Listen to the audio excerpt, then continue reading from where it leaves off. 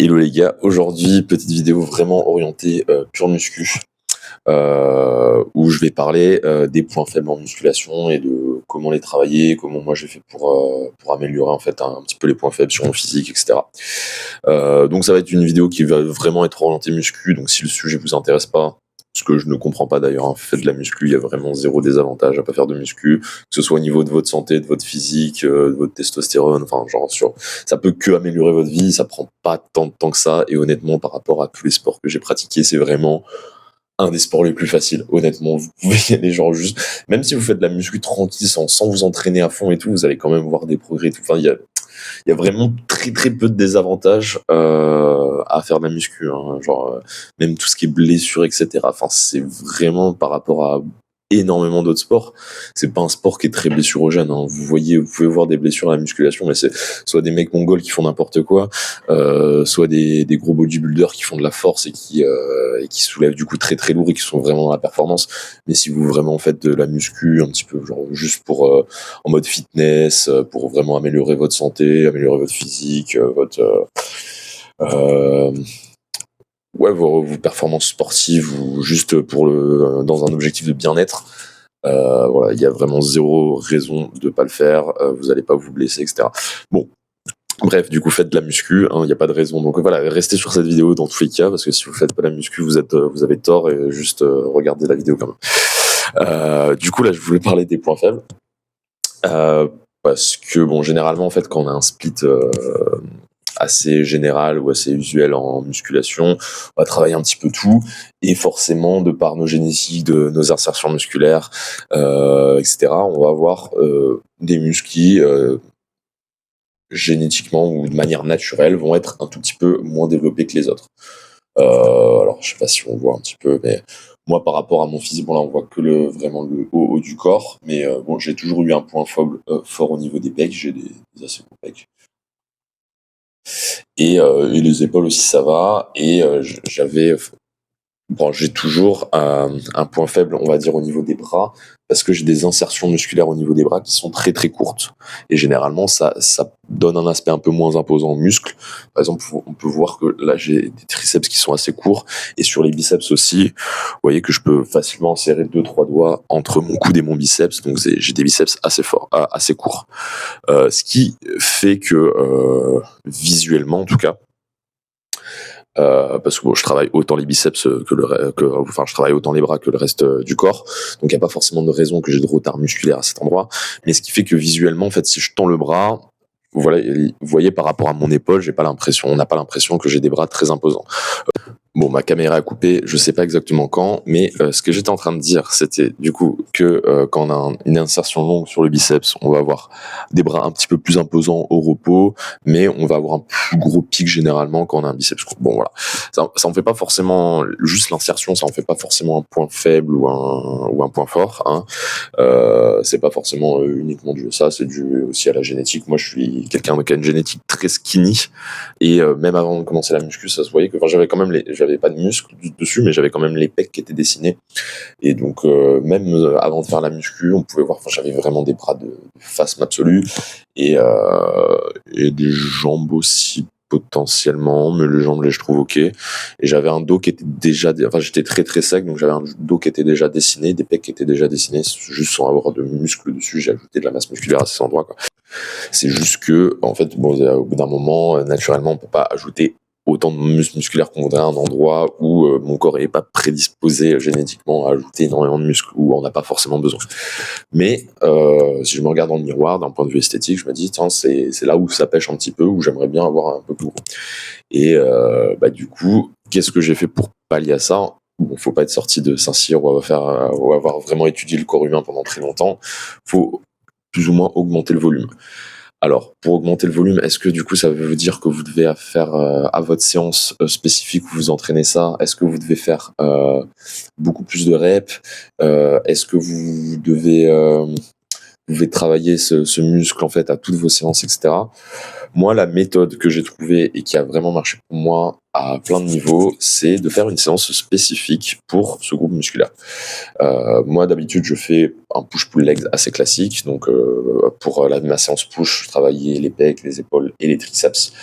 et je travaillais les biceps du coup dans ma séance pull, où du coup je faisais dos, trapèze et biceps.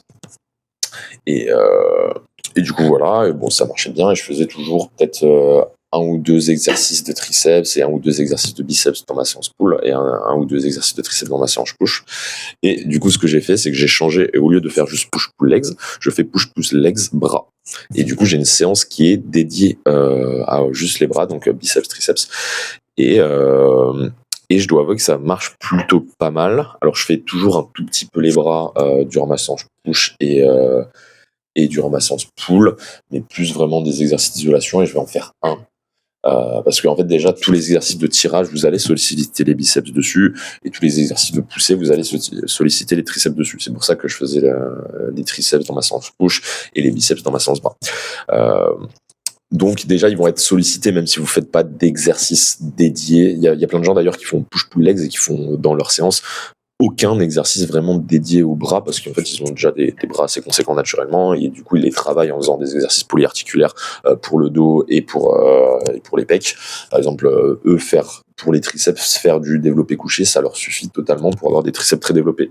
Moi c'est pas mon cas, mais il y a des gens pour qui en fait ils n'ont pas forcément besoin pour des muscles un peu secondaires comme cela de faire des exercices d'isolation pour ces muscles-là, et faire uniquement des gros exercices polyarticulaires.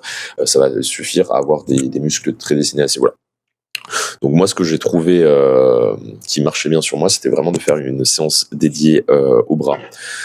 Dans un premier temps, ce qui est vraiment cool, c'est que vous allez, le pump va être incroyable. Pourquoi ? Parce que vous allez avoir une congestion uniquement sur votre point faible en fait. Donc si vous allez faire une séance, du coup moi mon point faible c'est les bras.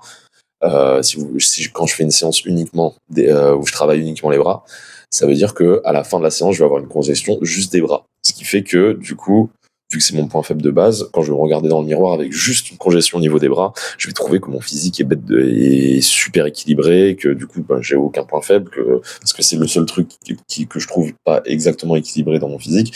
Et du coup, quand j'ai une congestion uniquement de mes triceps et de mes biceps, je trouve que mon physique rend super bien, parce que j'ai du coup tout va être vraiment parfaitement équilibré. Donc ça, c'est le premier avantage, qui est vraiment juste visuel après la séance, et ce qui est pas négligé, hein, parce que je fais beaucoup de muscu. Moi, j'ai pas des objectifs de compétition ou quoi que ce soit, je fais vraiment de la muscu pour me sentir bien. Et si mon pump me fait me sentir bien, ben voilà, je me sens bien, c'est l'objectif cherché en fait. Donc voilà, j'ai pas à chercher plus loin en mode oui, mais on s'en fout du pump, le but c'est vraiment non, ferme ta gueule, on s'en fout pas du pump. Moi, ça me fait me sentir bien, ça me fait me sentir beau gosse pour le reste de ma journée. Non, c'est pas du tout un truc à négliger. Donc non, ça c'est vraiment un truc super important pour moi. Et je pense que pour beaucoup de gens qui font de la muscu, c'est vraiment quelque chose d'important. Donc voilà, ça c'est le premier point.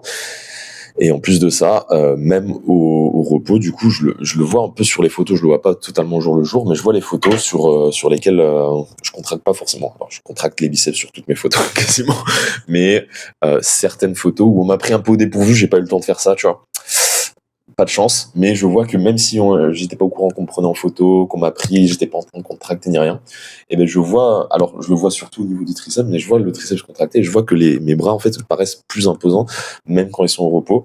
Alors peut-être que c'est juste un effet placebo, peut-être que c'est juste mental, etc. Mais j'ai vraiment l'impression que ça marche bien.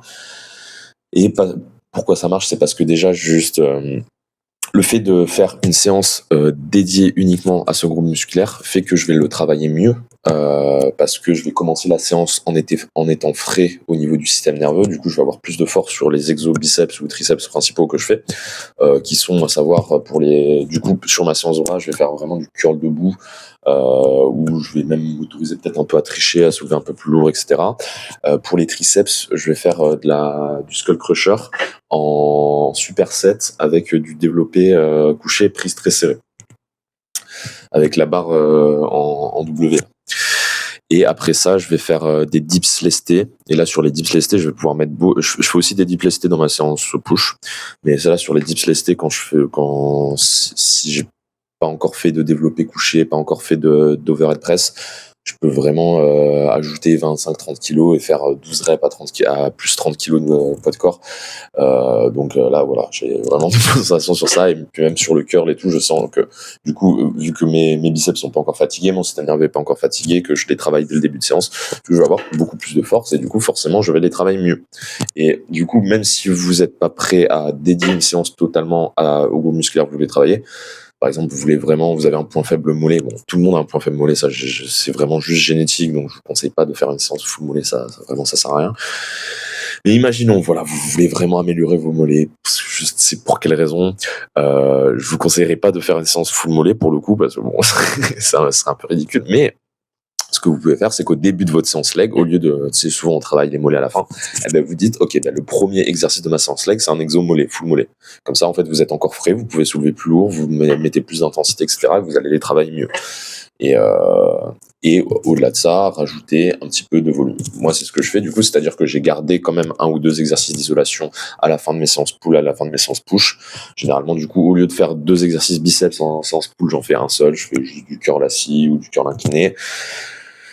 Et pour ma séance triceps, pour ma séance push, du coup, avant je faisais genre des dips et souvent l'extension triceps comme ça. Là maintenant, je fais juste des dips parce qu'en plus les dips, je les sens pas mal sur les épaules, sur les pecs aussi, donc c'est bien que ça reste dans ma séance push. Et puis c'est un exercice que j'aime bien, donc je me prive pas de le faire.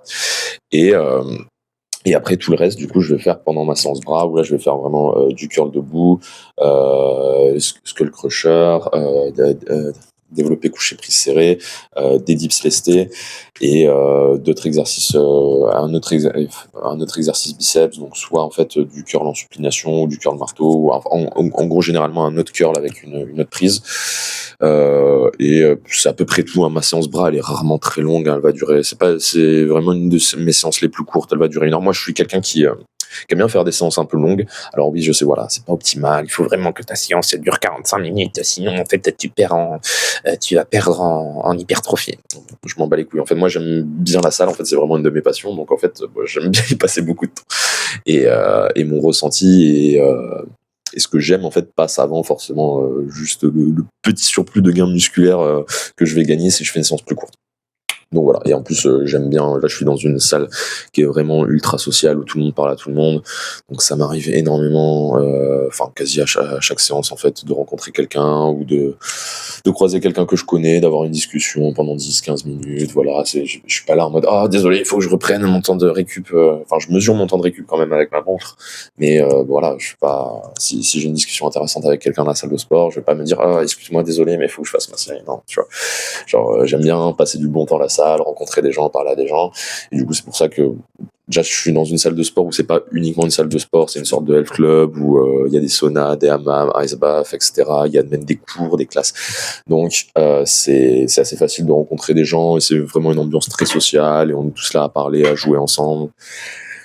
Et du coup, c'est assez sympa. Et c'est pour ça que je reste beaucoup de temps à la salle. Je passe pas juste, j'y vais pour faire ma séance de sport, mais après ma séance de sport, je vais faire d'autres trucs, je vais faire des étirements, je vais aller voir des potes à moi, je vais des fois même manger avec eux, ou aller à la piscine, ou aller dans le sauna, machin.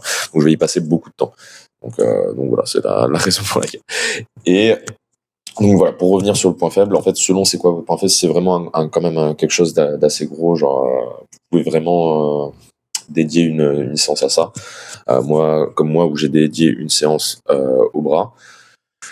Et après, en fait, l'objectif, ça va être, si vous dédiez pas une séance à ça, ça va être de travailler ce groupe musculaire ou ce muscle en début de séance au lieu de travailler à la fin et d'y ajouter un peu de volume. Donc si vous avez soit déjà une séance dédiée à ce muscle, mais que ça reste encore votre point faible, vous pouvez le rajouter à une autre séance et rajouter en début d'une autre séance et rajouter un exercice en début d'une autre séance, un peu éloigné de votre séance où vous faites uniquement ce muscle. Mais généralement, bon, pour ceux qui font upper-lower ou push-pull legs, ça peut être intéressant de faire upper-lower plus une séance dédiée à ce muscle ou push-pull legs plus une séance dédiée à ce muscle. Et si voilà dans votre routine vous voulez vraiment pas absolument rajouter une séance qui est dédiée à ce muscle, si vous le travaillez plutôt à la fin, vous faites l'exercice d'isolation plutôt à la fin, changez de méthode et travaillez-le vraiment en début de séance quand vous êtes frais, quand votre système nerveux n'est pas encore fatigué. Et voilà, c'était mes conseils pour les points faibles. J'espère que ces conseils vous auront plu, qui vous permettront de progresser en musculation. Et je vous dis salut, à la prochaine.